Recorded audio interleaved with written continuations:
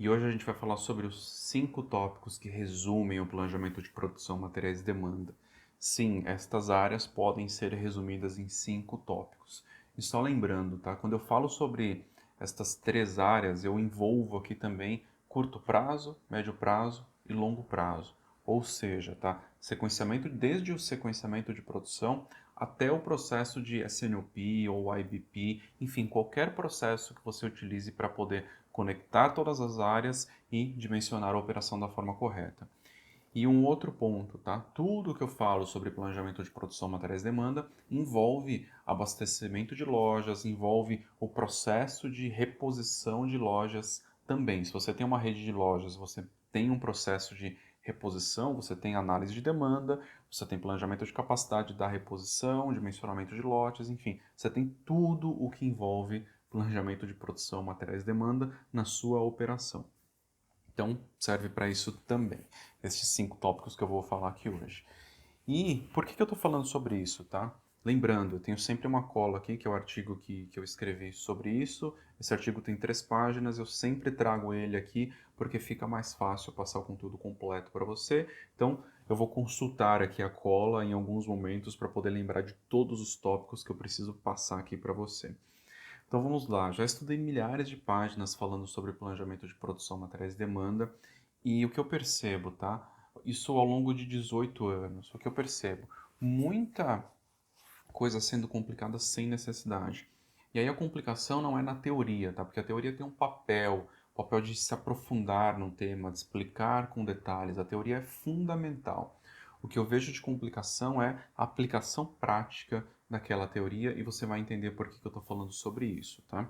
Neste exato momento, eu estou estudando um material que tem aproximadamente 700 páginas e tem muita coisa colocada ali na teoria que quando você vai para uma operação, tem tentativas de colocar aquela teoria na prática que não funcionam e você precisa tomar muito cuidado com isso.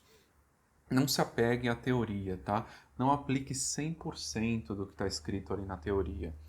Não complica uma operação em função do que está sendo falado no livro, tá? Só porque alguém falou determinada coisa, você vai tentar colocar aquilo em prática. Não complique a operação dessa forma, tá? Desafie, tá? Simplifique uma operação. Este é o seu papel. E esse é o objetivo aqui deste vídeo. E a teoria, ela é feita para que você pense, para que você reflita e faça e pense e reflita da forma correta, ok? Então, reforçando, não tente aplicar o que está na teoria na sua operação, tá? Só porque está na teoria. O seu papel como responsável pela operação, como responsável pelo dia a dia, é simplificar o dia a dia. E eu vejo muitos profissionais, tá, teorizando coisas e complicando com terminologias complexas, o que na verdade é extremamente simples. E vou dar o exemplo, tá? Você por acaso usa alguma terminologia complexa na sua casa, no processo de abastecimento da sua casa? Você tem todo um planejamento de abastecimento que você vai comprar, como que você vai preparar o jantar, o almoço. Isso tudo demanda planejamento, demanda avaliação da capacidade, sua capacidade de tempo para preparar alguma coisa. E quando a gente vai para o dia a dia de uma operação, funciona exatamente da mesma forma. Então, por que você precisa complicar uma operação usando palavras complexas e teorias complexas, quando na verdade tudo é muito mais simples e prático do que parece, tá? Então, este é o pensamento que você precisa ter. Se embase com a teoria, mas muito cuidado quando você conectar isto à prática, tá? Muito cuidado. Se você não vê valor na prática, tá? Não utilize uma teoria, tá? Agora, se aquela teoria você consegue realmente colocar valor na prática, aí sim você pode utilizar. E é justamente por isso que eu falo que é possível resumir planejamento de produção, materiais e demanda em 5 tópicos. A gente consegue simplificar tudo isso e você vai entender por quê. Eu tive que fazer essa introdução aqui sobre teoria e prática para você entender de onde surgiram estes 5 tópicos, tá? Então vamos lá. Primeiro deles, entender a estratégia da empresa. Este é o primeiro tópico. Ao que é entender a estratégia da empresa? A empresa trabalha com revenda, trabalha por projeto, ou os itens são feitos para o estoque, você tem um planejamento de estoque para você, porque os itens são make to stock, ou os itens são make to order. O cliente coloca o pedido, já tem estoque disponível, ou o cliente coloca o pedido e o produto é feito sob encomenda.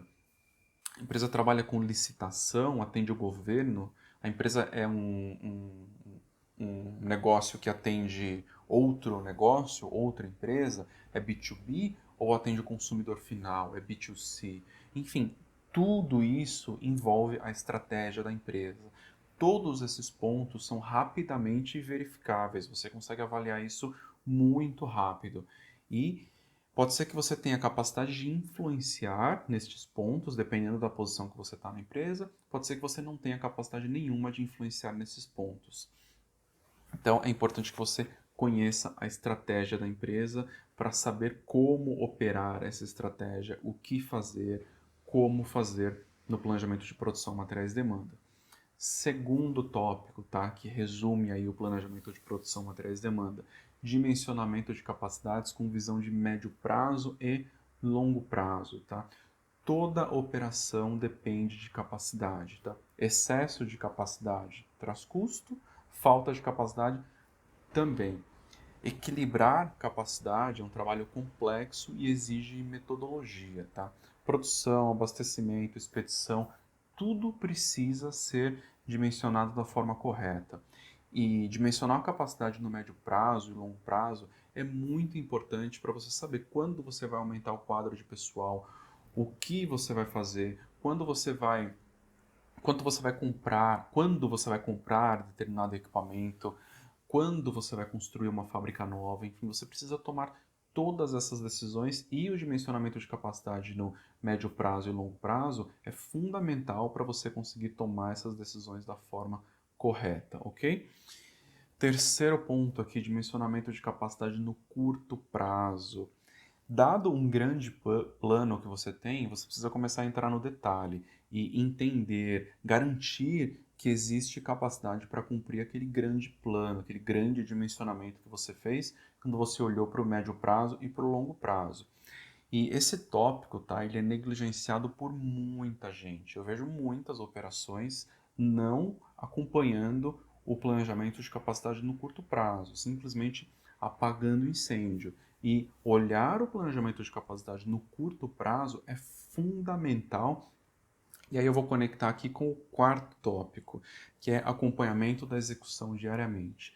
Acompanhar a execução é o que ganha o jogo. Sabe aqueles pontos percentuais finais que você precisa para entregar o nível de serviço? É aqui que você vai ganhar. É na conexão do planejamento de capacidade do curto prazo com o acompanhamento da execução diariamente. É nestes dois pontos que você vai conseguir entregar aqueles pontos percentuais finais ali no nível de serviço. É aqui que você vai conseguir fidelizar aquele cliente que está com um pedido urgente ou que não quer o seu pedido atrasado ou que quer receber a informação de um possível atraso de um pedido com antecedência. Na junção destes dois pontos que você vai conseguir, por exemplo, trabalhar com estoque super enxuto de matéria-prima ou de embalagens sem riscos para sua operação. Então, se você acompanha no dia a dia, eu garanto, tá, que é possível você trabalhar com, por exemplo, um dia de estoque, 3 dias de estoque de determinado material. Claro que você precisa avaliar o todo, tem dimensionamento de lote, tem várias outras coisas para você olhar. Mas eu garanto, tá, dimensionamento de capacidade no curto prazo, com o acompanhamento da execução da operação diariamente, isso faz muita diferença, ok? E quinto tópico, no meio disso tudo, você precisa desenhar as suas estratégias de segurança. Uma operação, ela sempre vai ter variações, tá? Sempre. Não tem como. Não existe operação que não tenha alguma variação na entrada de pedidos, alguma variação na capacidade produtiva, alguma variação na disponibilidade de mão de obra, enfim, toda operação tem algum tipo de variação e, consequentemente, precisa de algum tipo de proteção. E aqui eu não falo só proteção com estoques, tá? Quando a gente entra no tema proteção, normalmente as pessoas já lembram sobre estoque de segurança. E não é este o ponto. Estoque de segurança é uma das formas de proteção, tá? Você tem estoque de segurança, dentro do estoque tem várias outras formas de proteção, com estoques também que vão além do estoque de segurança. E aí tem outras formas de proteger, por exemplo, trabalhar com operação com capacidade ociosa, por que não? Ou colocar o estoque no fornecedor, por que não? Ou desenvolver um fornecedor muito próximo da sua fábrica para determinados materiais, por que não fazer isso? E aí colocar o estoque no fornecedor. Enfim, tem várias formas de proteger a sua operação.